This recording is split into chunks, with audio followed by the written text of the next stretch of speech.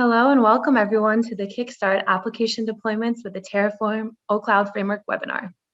My name is Tara Van Cleve and I'm Marketing Event Manager for the Developer Initiative here at Oracle. Today we're excited to show you how the OCloud Framework helps to translate the capabilities of a programmable infrastructure platform into business benefits. If you do not currently have an Oracle Cloud account, we encourage you to create one now. We will be recording today's session and you will receive a link via the same email address you registered for today's event with. If you have any questions during the webinar, please ask them in the Slack channel and we'll answer them throughout the session as well as during a live Q&A at the end. The link to join is bit.ly/join_the_Slack, and once you're in, you'll land in the general channel. So from there, you can search for webinar OCloud Framework to reach our dedicated space for Q&A. Today's webinar will be presented by Torsten Butcher, Senior Director of Cloud Engineering. And so without further ado, I will turn it over to Torsten. Yeah, thanks, Tara. Welcome everybody. Today we want to talk a little bit about what infrastructure as code frameworks can actually do for you if you are working as a sys administrator or as an operations engineer, a little bit in general, and then on OCI in particular. The aim is to cover the following topics. First of all, I'd like to shed a little bit of a light on infrastructure as code frameworks. Why is that actually needed? Because you would think like, well, the cloud platform offers API. If you use infrastructure as code tools, that might be sufficient. But how a framework that actually aggregates some of the capabilities can help you to become faster, that's basically what we want to talk about. Then the OCloud framework obviously doesn't stand on its own, right? There are multiple ways to reduce complexity in a cloud migration. So I will compare it a little bit to other tools and other approaches. And then in particular, explain where the differences are and especially why it actually needs a different approach than the ones that are already there. After that, we actually go into the code, introduce what we call a default template. So this is not just about coding, it actually comes with a default configuration to get you started very fast. And then down to the point, how do you actually change this default configuration to address particular requirements. And then last but not least, we'll actually go into the code and have a little bit of a look at how to create your own assets inside this framework. So let's get started. First of all, the question on why does it actually need frameworks? If you look at the development of automation tools that we currently use in the cloud, right, there had been in development from originally configuration tools that are more or less the ability that you find on a single OS that actually extend that to a complete fleet of servers by centralizing the code and then having the ability to automatically launch certain configuration scripts when you launch a server. This has been prolonged into templating languages, right? The most important one or the most common used one is Terraform, where we actually approach that from a declarative approach. So you define your to-be architecture.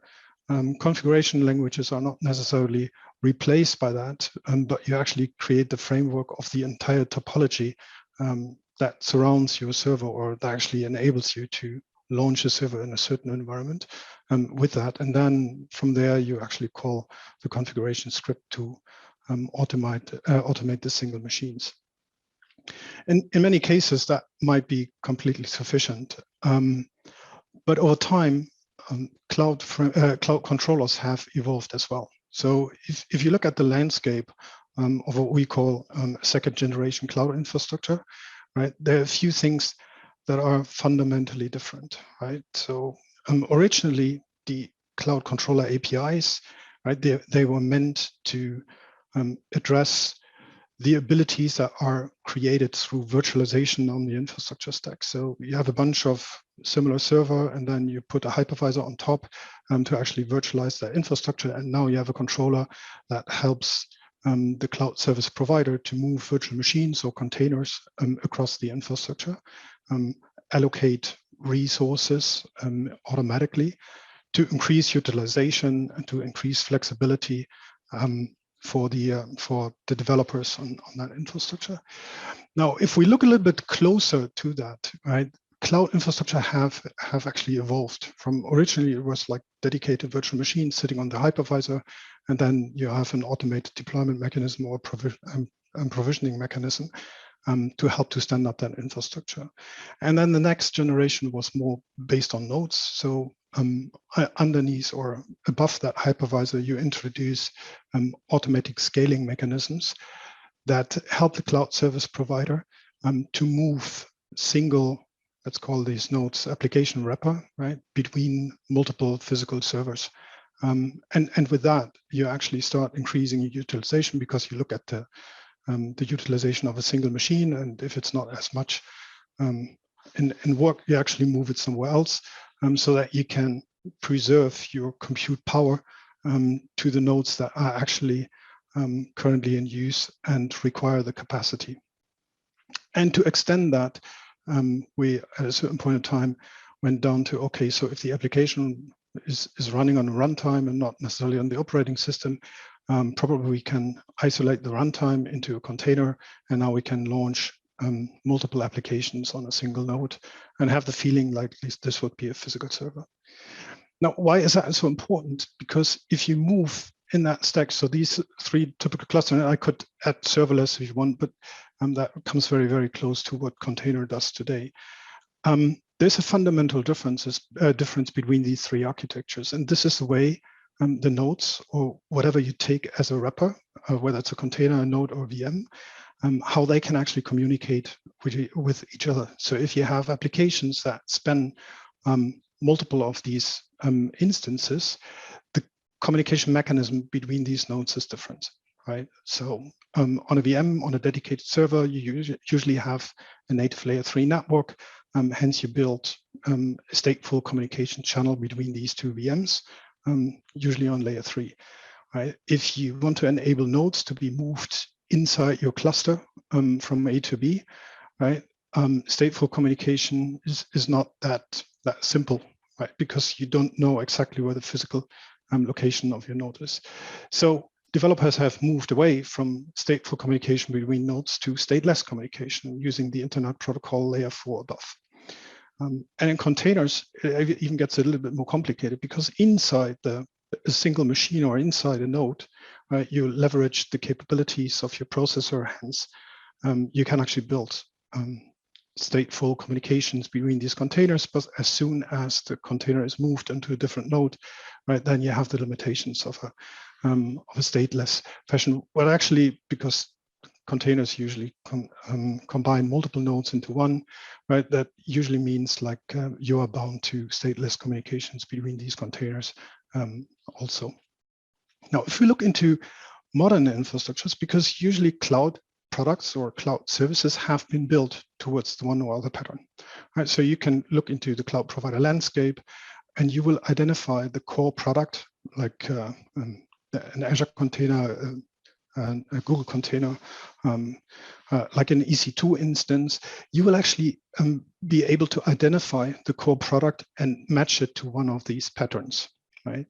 So what has come along is that from a development perspective, and this is the corporate IT is the main driver behind that, is what has come along is that people who want to migrate existing applications and not just develop new applications in these environments, right? They face the particular problem that on the one hand, abstraction can become a performance bottleneck, and on the other hand, that the communication process that I have talked about, like is it stateful, is it stateless, is it on layer 3, is it on layer 4, forms a constraint for the ability to migrate your applications efficiently. So when Gen 2 infrastructure stacks come along, right, they actually address that problem. So today, a cloud server we actually launch a physical machine. And that sits on a native layer 3 network.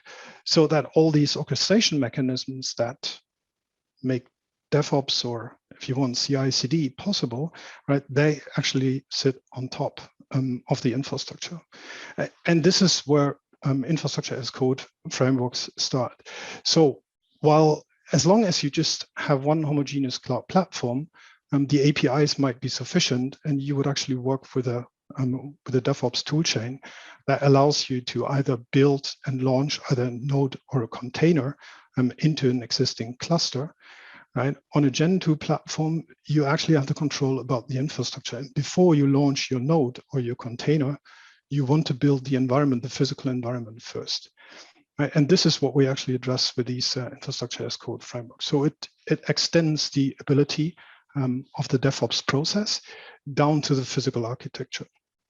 And I'm leaving out that in modern architectures, application infrastructure and data infrastructure is not necessarily the same. Right? Even if you use the same abstraction mechanisms, like on the Oracle database, PDBs and CDBs as form of orchestration, that is very comparable to the modern container or master-slave nodes as well. But the point here is that you would configure the orchestration mechanism completely different, because it's not about an isolated machine that is executed as a single process. But you actually want to be able to scale out and use the underlying infrastructure capabilities to do that efficiently. So therefore, in modern architecture stacks, you distinguish between application infrastructure and data infrastructure. And you will see that back when we actually look into the code. So what the infrastructure code framework does for you, first of all, it does end-to-end automation. So before you actually go down the DevOps parts and introduce CI/CD, right, you actually wrap your CI/CD mechanisms into a process that releases the physical infrastructure before you're going to use it. Right. The second is it accelerates cloud migrations, right? Because you can customize these infrastructure, the infrastructure before you actually start releasing the application code. And that specifically for corporate IT users is extremely important because you face compliance, security regulations. Well, I'm dialing in from Europe, right? We have something like a GDPR, which if you want to address that, you really have to go down to the physical layer, right, and customize it for a certain solution. So if you look at the privacy rules in Europe, what you actually see is that that you are required to distinguish between a cloud user and a cloud provider in a form that if the cloud user wants to prevent the cloud provider to access data or data paths, you actually have to enable that. And otherwise, the applications that you can host in an infrastructure, they are quite limited. Right. So in order to do that, this is where the infrastructure framework comes in. So it's customized, it's actually individualized your own physical infrastructure before you actually get down to the point where you start building cloud infrastructures. Right.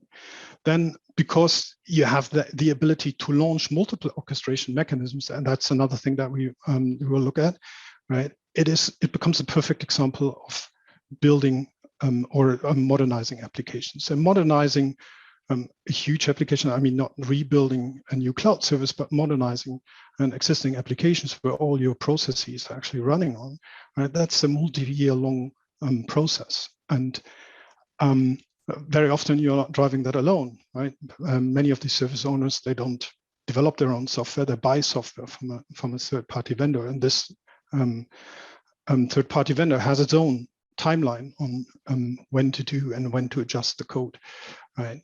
So by utilizing a modern cloud infrastructure and putting a framework around, you can actually start crafting out certain areas for the application so that you can start modernizing the application code, but still you remain integrated through the same data layer. Hence, you're always looking at the same data. And that allows you to modernize applications step by step and incrementally without necessarily disrupting the business. And the last one, it's obviously it's a multi-cloud enabler, right? So if the core infrastructure is just what you see in the physics, right? For certain applications, you might need like a commercial hypervisor that sits on top. Right? Every cloud vendor, and OCI is not different, comes with their own orchestration mechanisms, with their own hypervisors, but they're based on open source and they're managed by Oracle. If you, for example, have an application that is just certified on a certain hypervisor, let's say like VMware or Hyper-V, right? Then you're actually getting to the point, if you want to build a template that enables application hosting, you need to integrate this third-party infrastructure into your own environment. Another example would be a customized Kubernetes. This is what we actually see with our customers very, very often, right? So they have their own ideas on how to customize, how to configure their Kubernetes orchestrator before they actually launch containers. So if you want to preserve that, right, this is where the framework actually will help you, because we are basically starting from the pure bare metal infrastructure. Is a framework the only one? No. Right. So at the end, what I'm talking about is, reducing complexity when you start migrating or adopting cloud infrastructure.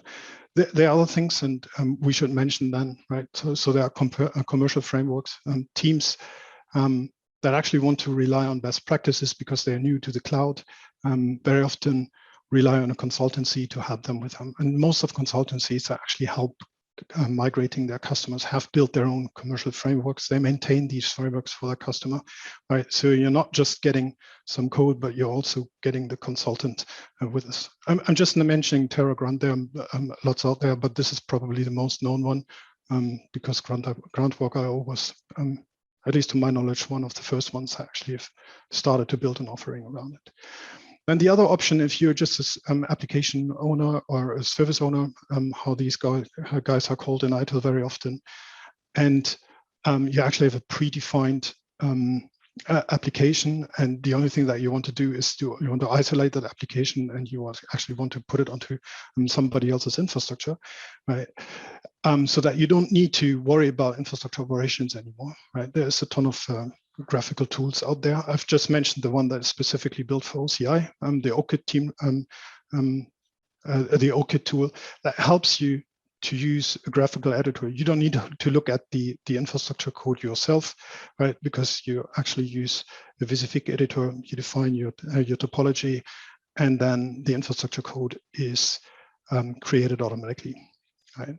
And then the most famous ones at the moment are landing zones, right? So if you're a platform operator and you're actually looking at the cloud as a replacement for your data center, and the focus is on a single solution, then there are a ton of landing zones out there, more or less complex. I mentioned two ones, like the enterprise scale baseline landing zone. This is actually in the OCI documentation that helps you to build, helps enterprises to build a basic foundation for their application deployments. Or if you want to launch an internet-facing service, hence not a private data center, but actually a public one, and you want to have that infrastructure being secured based on the SIS foundation, right? There's a secure landing zone that helps you to actually launch that without really writing one line of code yourself.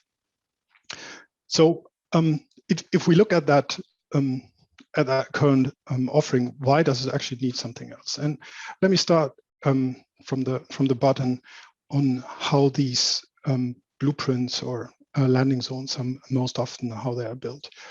Usually they are built based on modules, right? So you define your Terraform service provider, and then you put a couple of reusable modules on top that are actually aggregated through the service provider and then launched into production on the infrastructure.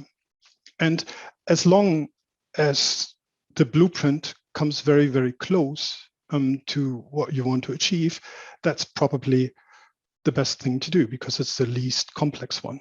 And the code, because you have it modularized and most of the code is written pretty clean, is easy to adjust to your individual requirements.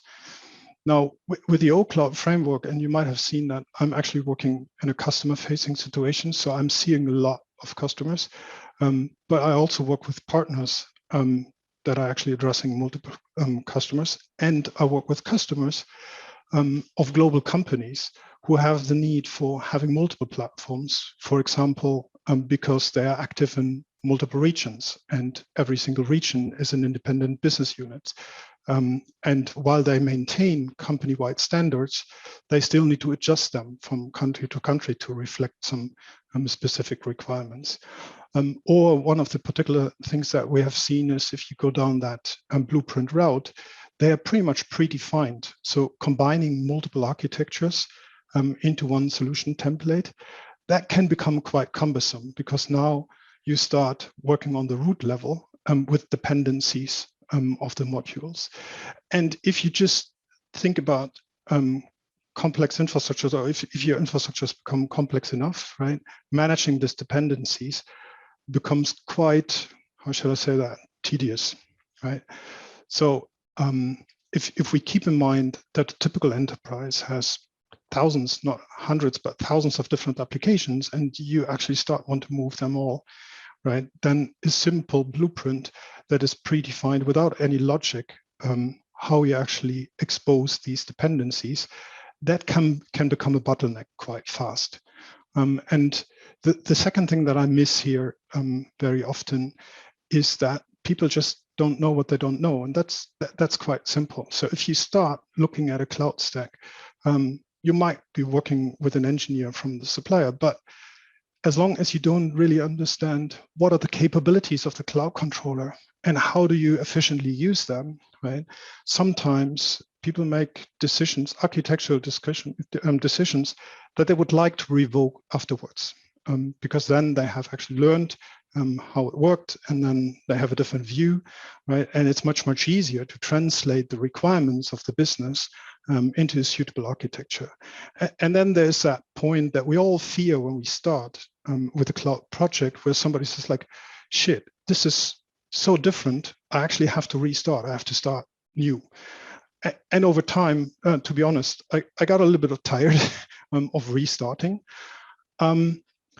So we came up with an idea of extending this idea. So instead of just having assets being reflected in modules, I'm actually using a configuration module to expose these, or to model the dependencies between those different modules. So it's not in the core code. The core code is just calling the modules. But above that, you have a configuration module that is actually called before you actually release any single asset, right? That builds like objects, like a deployment template with all possible options based on your configuration. And then because it's just code, right, you store that. And then you use the idea of creating filters into your template to actually just filter out the resources that you really want to deploy. Well, I'm saying resources, obviously you start bundling these resources into what I call assets, and just call it asset because that's kind of the ITIL name, right? If you have a telco background, you might call that a logical resource. It is just a bunch of resources that belong together.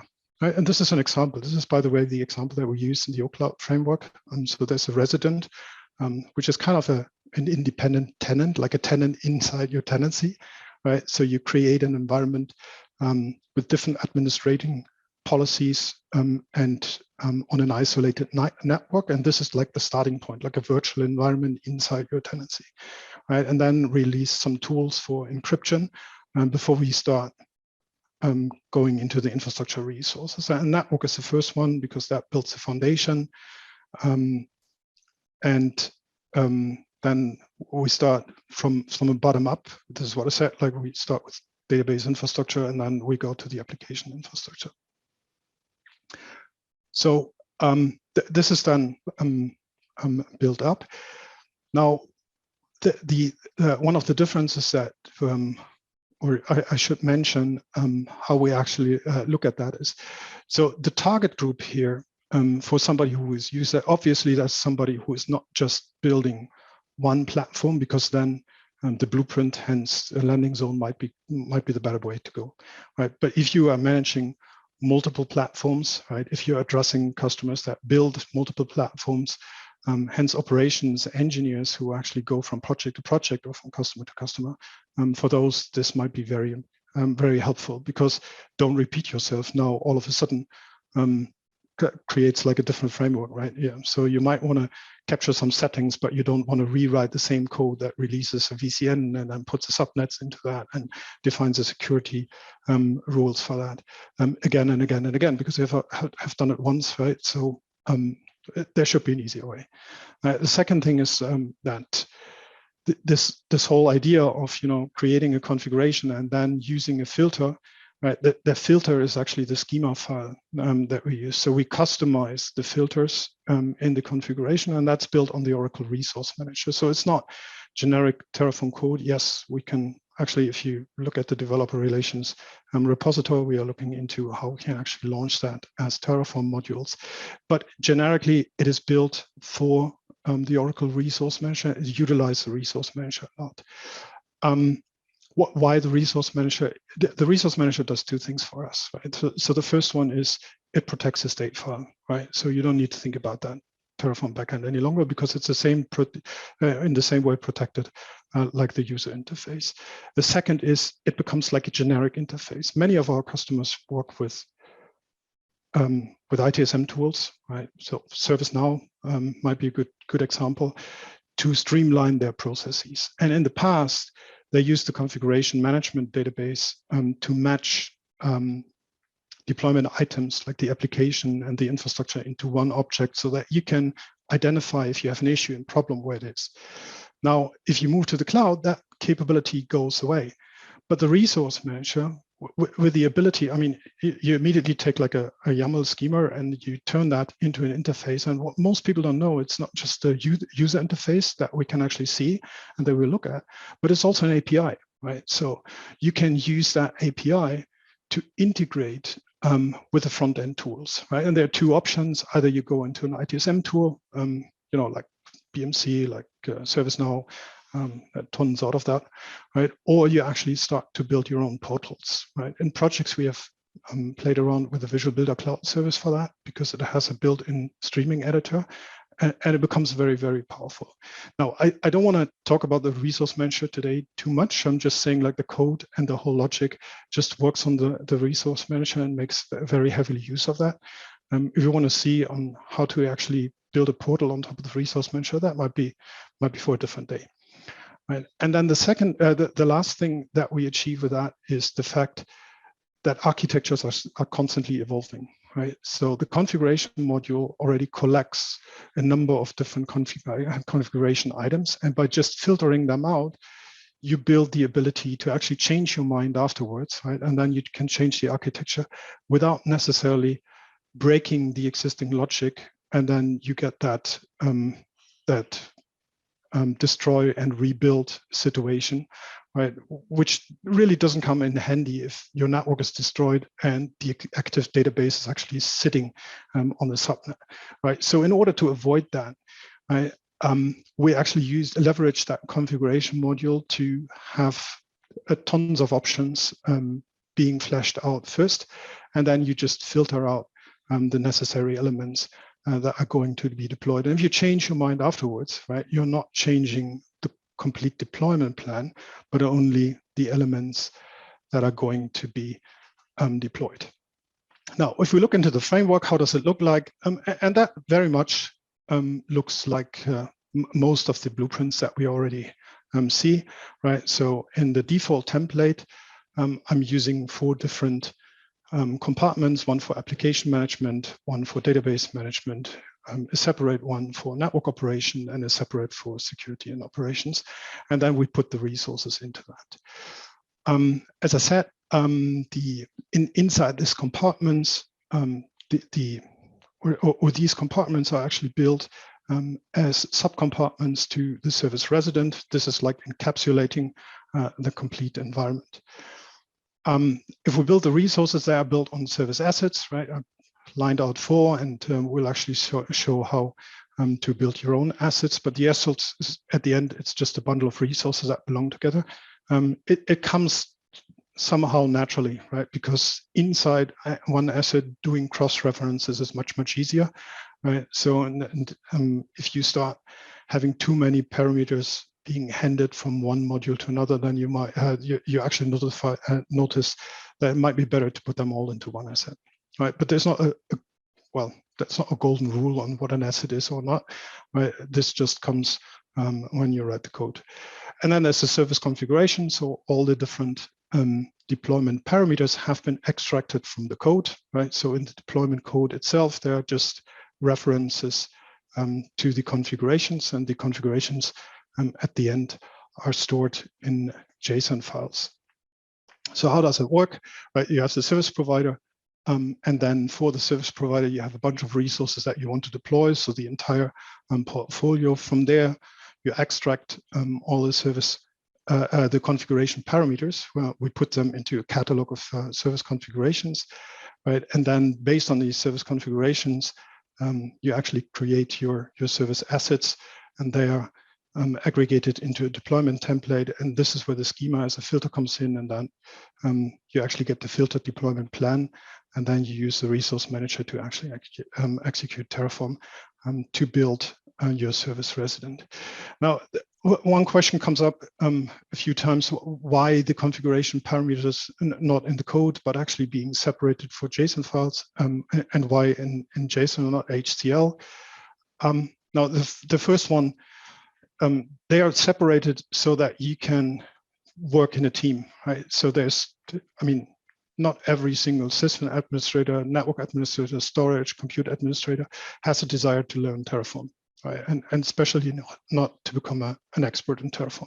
You also don't necessarily know all the capabilities of the OCI cloud provider in the beginning, right? So by extracting the typical configuration parameters, and you will see that in the naming, it looks pretty much like what you know from the physics on-prem. So there are no words or terminology used that you usually use in the API, but this is common ITSM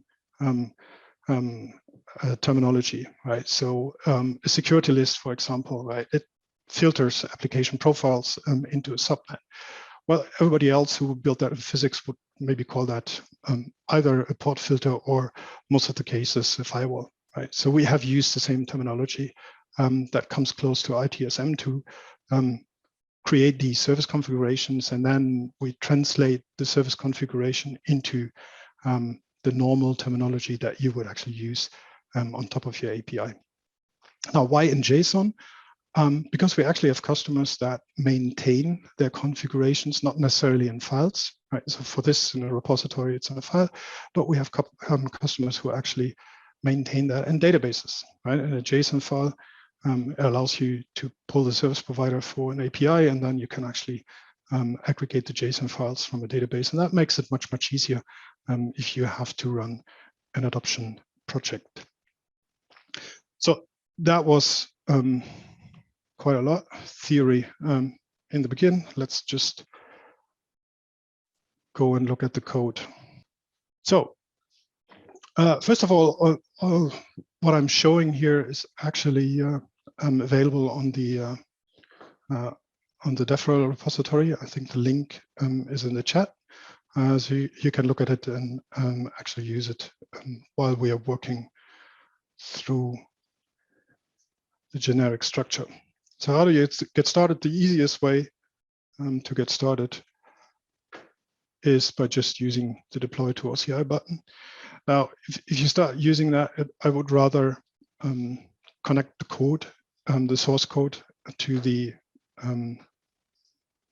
repository rather than using the deploy button. The difference is that if you connect your source, right, you can actually make changes inside your Git repository, and it will immediately get populated when you run the apply button.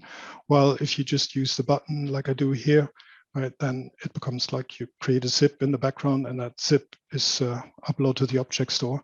Hence, it's kind of an offline repository then, right? So this is pretty much the default template that we see here. And there are some strange things maybe why you wonder how to do that. So first of all, you classify your tenancy, right? And we usually distinguish 4 different types of tenants, right? So whether you have a free tier or you have a trial account from a SE, or you decide for pay-as-you-go, or you have UCC. We could even add some specific secure environments and all that. So you can actually do that here, because what the tenancy classifier does is it's actually recognized throughout the resources. And the best example is a free tier, right? So in a free tier, you have 2 ARM machines, while if you want to run something in production, you probably put it on an x86 machine. So that you don't have to worry about it in a development stage. You know, do I have ARM available? Do I have AMD available? Do I have NVIDIA available? And all these different shapes, right? You don't need to think about that. You just constrain the potential resources by defining what kind of tenancy you're acting in. And then furthermore, you don't need to worry about that anymore. The second parameter where we actually define how to deploy, this is like the filter mechanisms I've talked about, right? The life cycle is changing. And here's a good example why this matters. So if you want to deploy a database or a server, you need a password, a secret, right? And usually from a production perspective, obviously you would create a vault, right? And then you would encrypt that and you would put your secret in there so that it's highly protected. But the point is that if you define a vault, there's a rule that the vault will actually exist for 7 days minimum, or standard 30 days. So if you're still in the learning phase, right, you want to be able to build infrastructure with apply and then destroy it again. And you don't want to wait 7 days until your tenant is clean again, right? So in the development phase, we just use a random text, right? And then for the same perspective, creating the password in production, you would actually create a vault, you would create an encryption key, and then you would put that password into the vault. So that's highly secure. Now, you just define that by defining, you know, what is the life cycle stage. And then after that, you don't need to worry about that any longer because the framework does that already, right?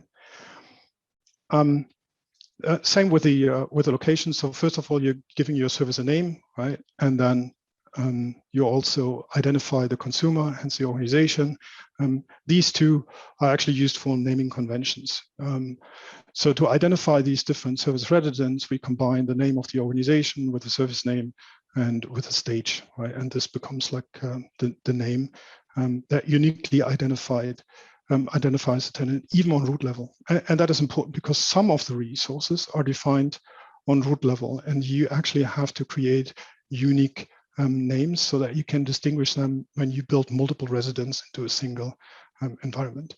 Then you define your service region. So you might have seen that I'm using the same home location here, like the service region. So for some of the resources, especially in the start point, if you have built your infrastructure, that's not important any longer. But if you start with that, there are global resources and then regional resources.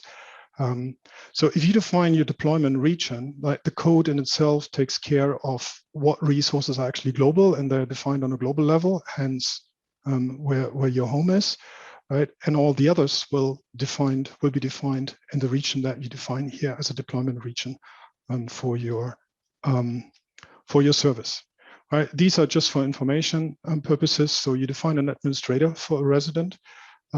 Because you define notification channels and alerts, right? And the inside these channels, right? So the administrator of a certain resident, he actually becomes the alert messages. For example, if you hit the threshold of 90% of your UCCs or whatever.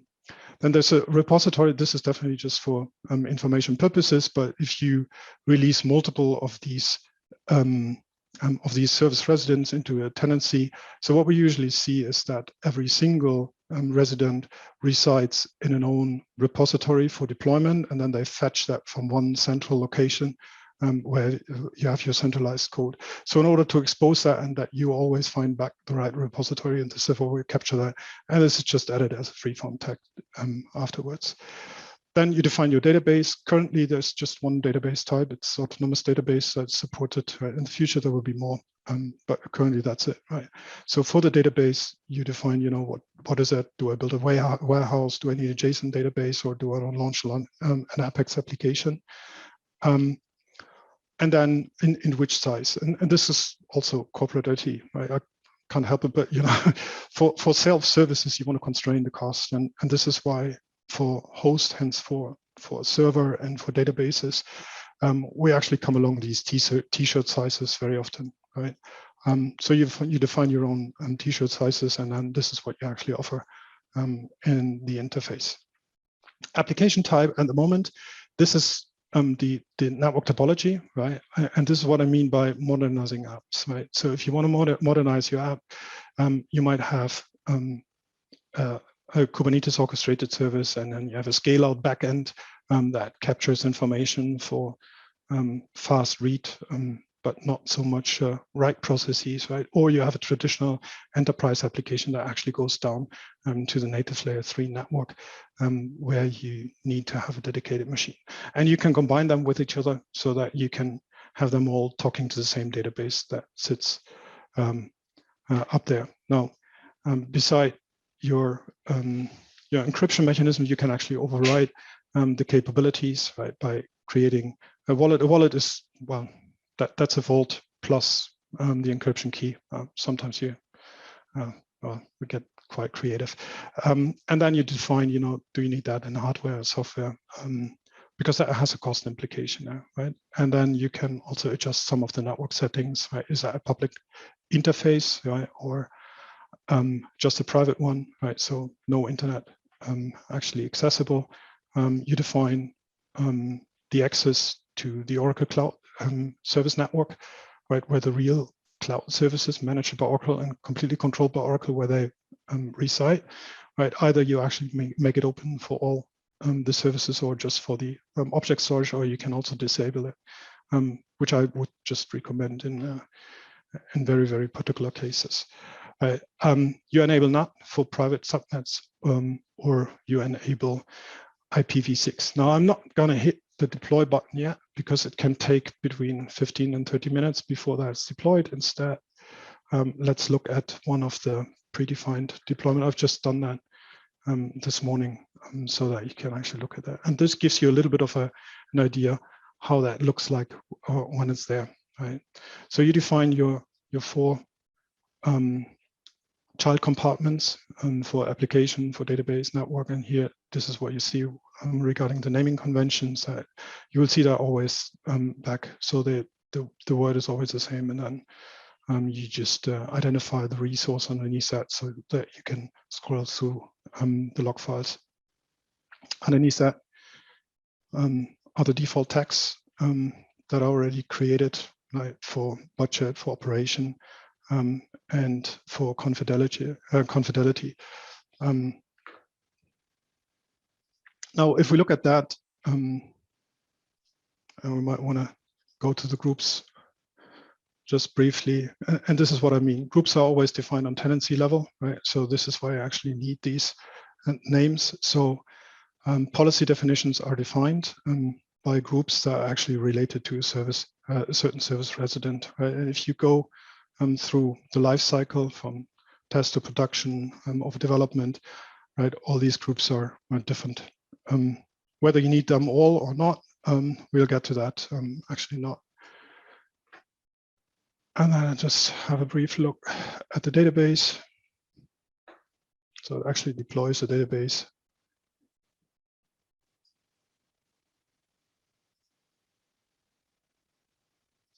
Into, well, the database compartment. Right? And this is where you actually see the database popping up, and then let's briefly look at the VCN that's going to be defined. That is under the network compartment. And here you see what I've actually said before, like you create all your different subnets because you have a huge number of, a huge side range anyway, right? So whether you use them or whether you you actually employ them, that doesn't make a big difference. If you are cautious around your CIDR blocks, one thing that might also be interesting is that in the configuration step, you define all these CIDR blocks based on NuBit definitions, right? And you don't have to deploy them. I've now chosen for deploy them all to see how modernization would look like, but you can also take them step by step. So you don't have to deploy them all. What is interesting though is that every single network comes with its own security list, right? Very often I see like the number of security lists being reduced so that you don't have too many points where you need to configure that and where you need to open up certain ports or not. Now, through the configuration module, you don't need to worry about that anymore, right? So you have just one point where you define that.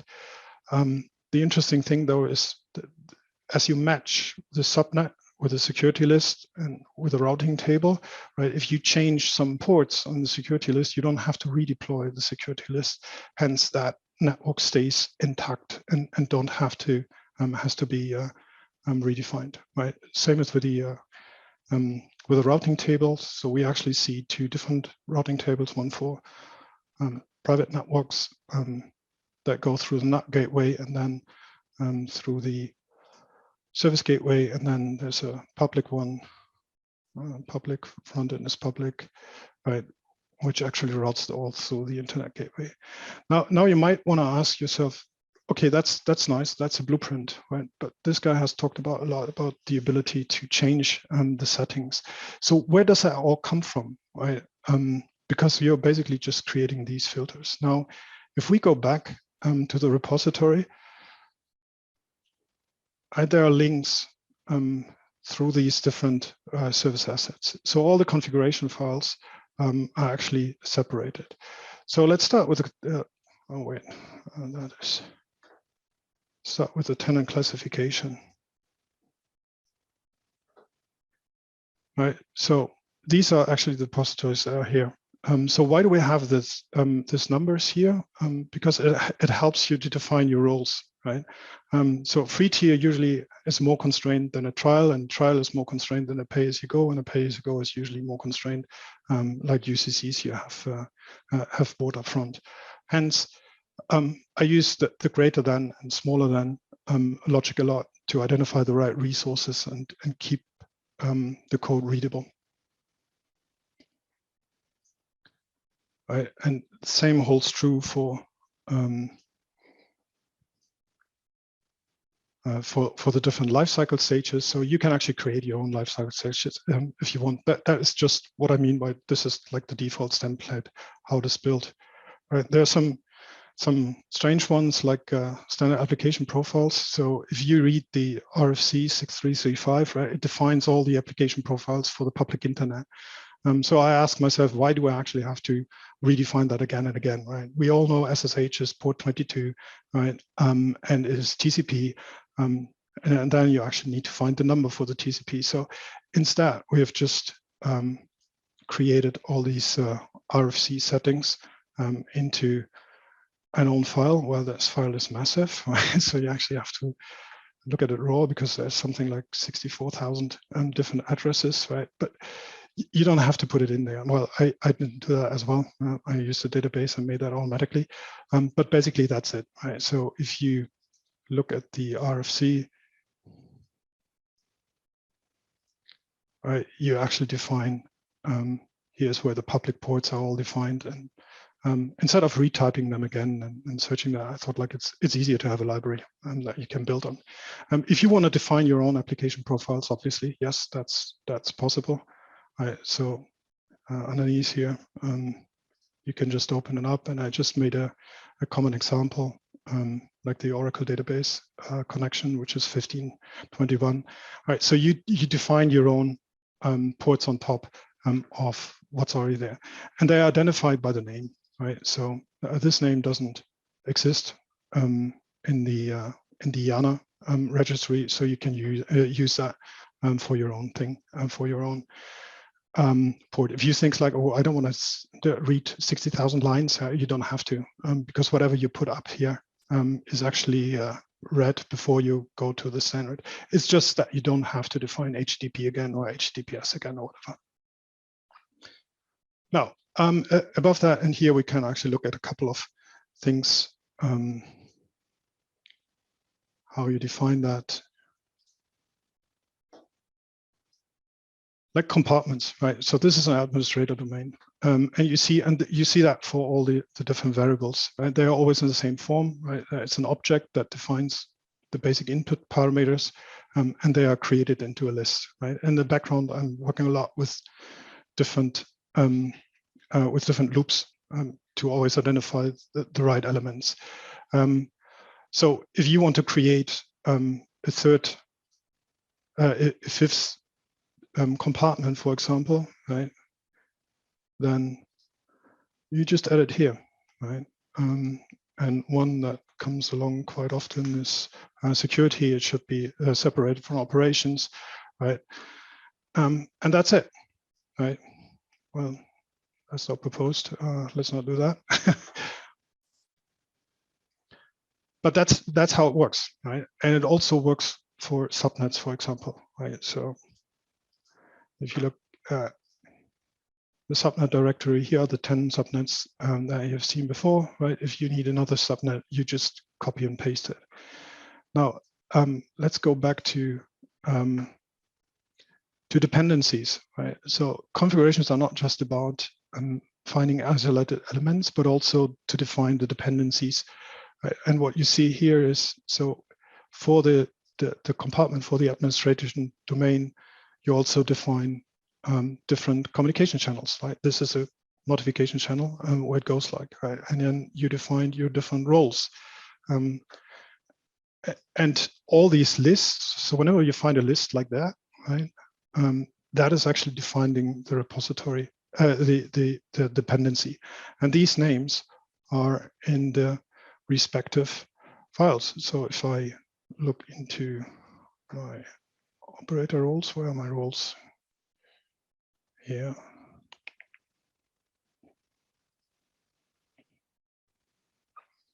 Now you actually see the same roles that I mentioned here, right? And again, if you change that, for example, you can start with these roles, because just defining the role doesn't necessarily mean that it is invoked, right? It's only invoked when you put it down here, right? So if you call it within a domain, and otherwise it just stays there and is not used, right? This is what I mean by filtering. Same holds true for channels. Let's go to communication channels. Here we go. Right, and here we actually see what it is, right? It's an email channel, and then who gets that? Sometimes I use variables, and these variables actually refer to the schema file that you define. So this owner is nothing else than the owner that we have seen very, very early on in the template.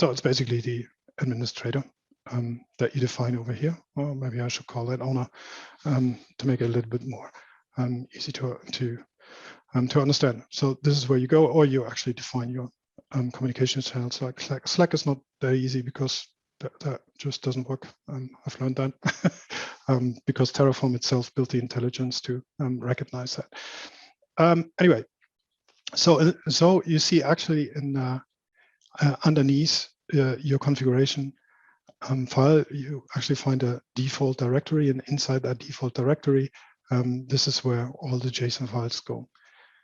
And it's not an accident that all these different service assets where the configuration files are actually the same names than the names that you use for your assets. And then you find a file that takes these inputs and creates a deployment plan. So that's basically where the magic happens, right? And let's look at just one of those, right? So this is like the network file, right? And it takes the input from the JSON files that we have taken. Now it creates the same output that you would actually expect for your resource when you deploy it in OCI. So these files, this is where actually the magic happens. This is where the deployment plan is built. So just to look at that one more time. So the JSON files are actually service configuration, right? And these are actually pushed into the service assets that you define in these Terraform files. And then this creates like the output, like the deployment template with all possible generics, right? And then from there, you actually use a schema file, like the owner, like we have seen, right? And you put some variables in there, or you do selection to actually create the deployment plan.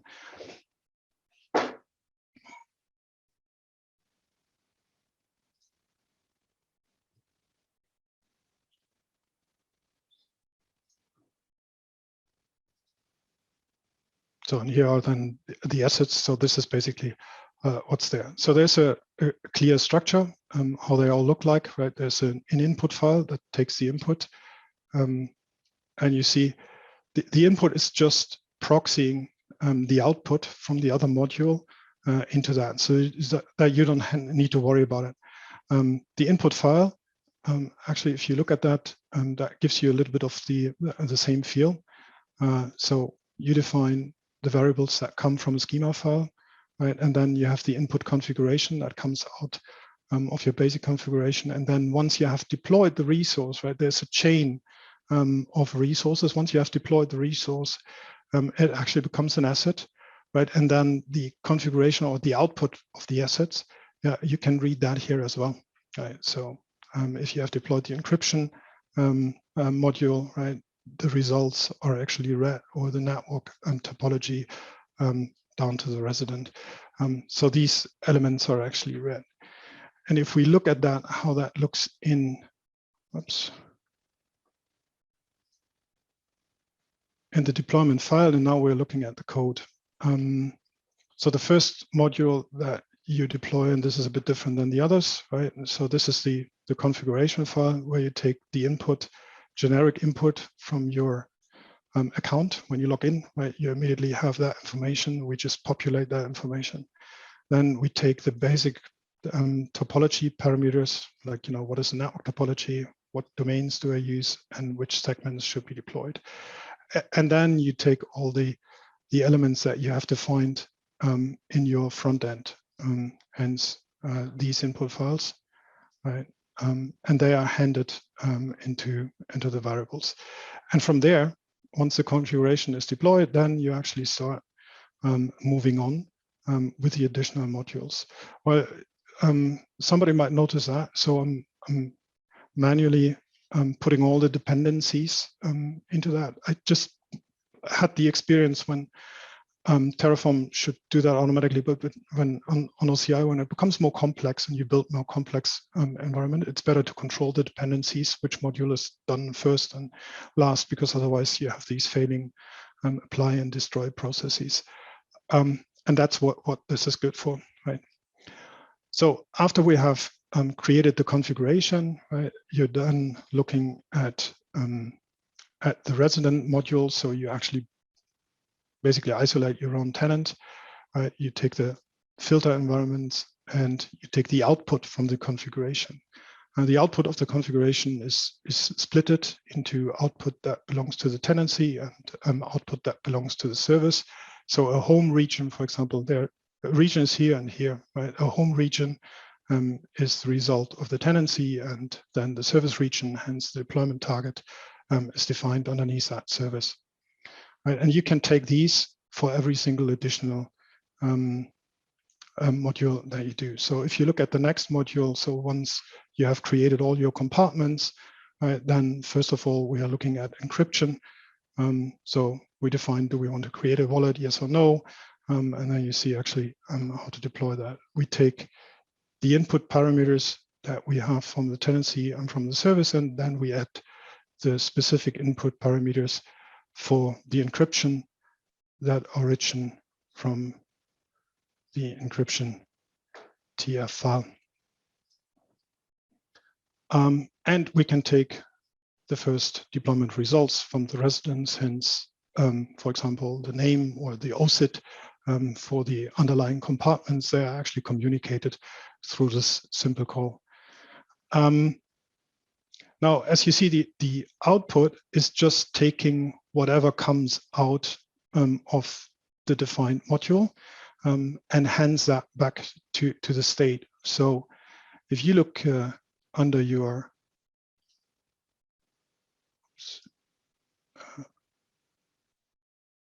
oh wait, that's not on here. If you look under your assets, right, every single asset has an output file, right, and all the outputs that you define here, they are actually handed back to the entire output. Why is that important? Once you have created your topology, right, then you want to start building your own applications, and you want to have all these outputs and all these configuration parameters so that you can move to the next step. You want to have them available, and we can briefly look at how that looks like in reality.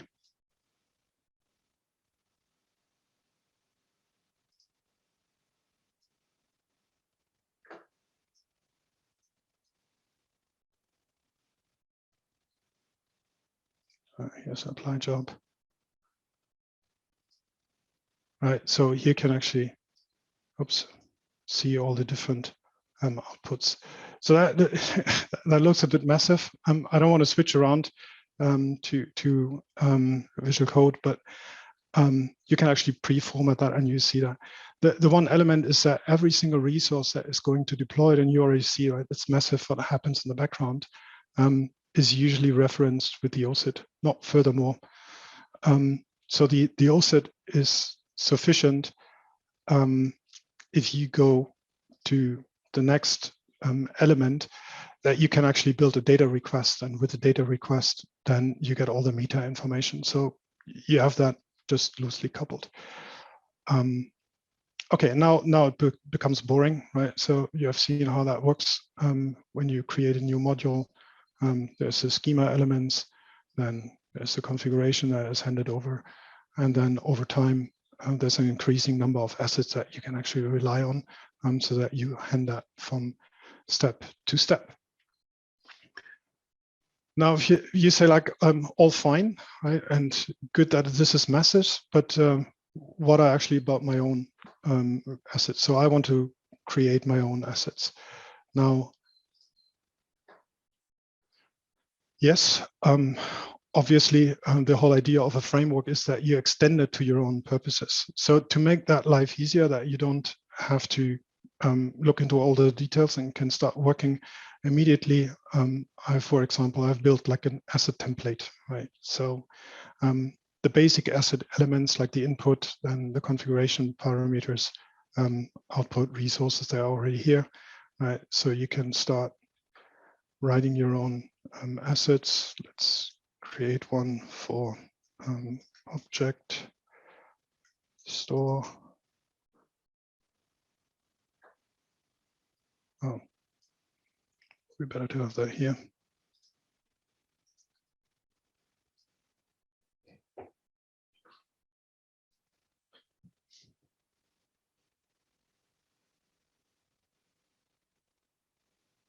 No, that is. Now you have an own repository. You can refer to that repository and you can start building your own template. In the input, there's already the link to the basic information that are already there. So we can actually start with the resource itself, which is an empty file.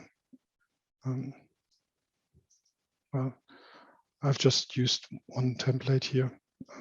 Bear with me, I didn't want to bore you by searching for all that data.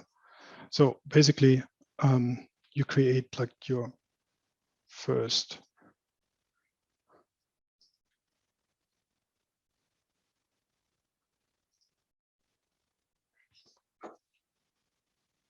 and now this is where the relations come in quite handy.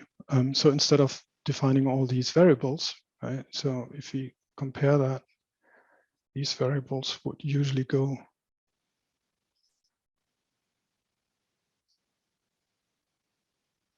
into config file.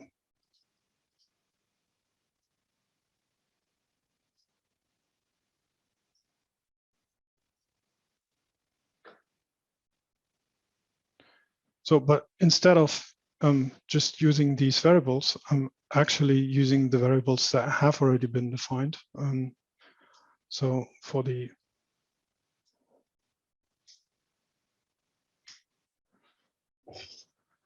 compartment, I don't need to do that. Instead, I'm just using the variables that are defined over here.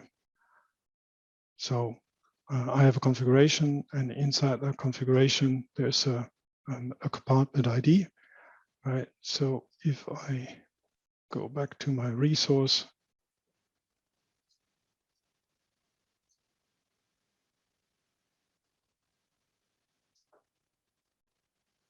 I can actually use my config variable and then the tenancy, and the tenancy refers to the compartment ID. Done. And now it becomes like a part of the compartment. Now, that's basically it. And I know this is a very, very simple example, so let's not stress that too much. I just wanted to show how easy it is, and then I just take the output, put that into the output file.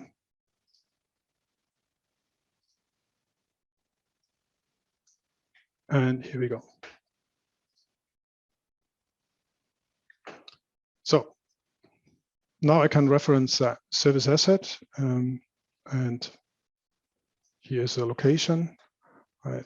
So if I want to add that asset, I can either put it here, but because it's a module and it's available on the internet, right, I would go into my main file.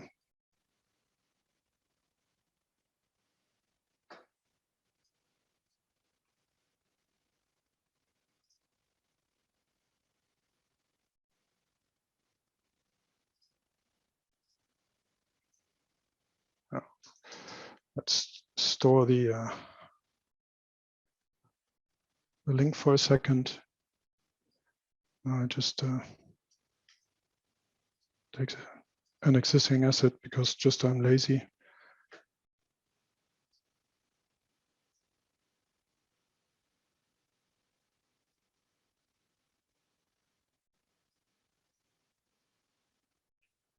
And we call that bucket creation.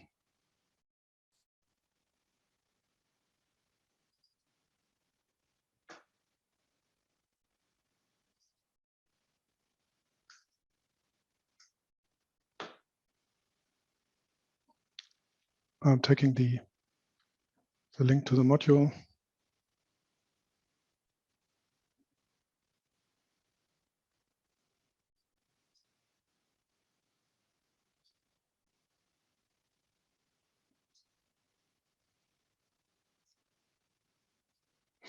Put it in here. Well, that one has to be defined in the schema file. So we don't have that yet. We have just an automated deployment. So I leave that open for a moment. And then you see configuration has already been handed. This one can go away because there is no configuration.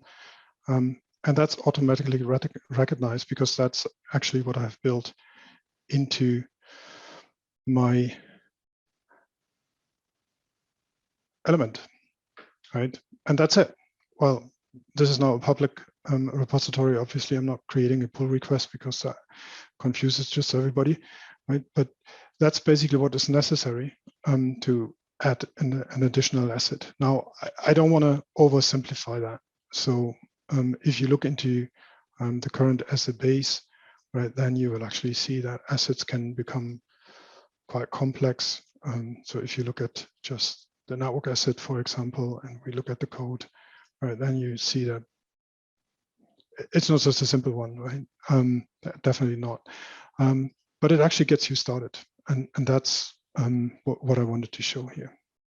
So if you enjoyed today's session, we would like to invite you to join our upcoming developer events for the rest of the month. And we also encourage you to share with us any feedback that you have on today's session and to get in contact with us. A big event coming up, Database World, and that will be for the Americas on April 26th. And at this event, you'll hear from the experts and architects behind Oracle Database. And there'll be 3 different tracks to choose from that will be covering eliminating the complexities of developing modern data-driven apps, running mission-critical databases, and gaining new insights using cutting-edge analytics. So if you'd like to register for that, please see that link there. And that is also in the chat. So that concludes everything for today. I'd like to thank Torsten again for this great presentation. Thank you all for spending time with us today. Hope to see you again next time.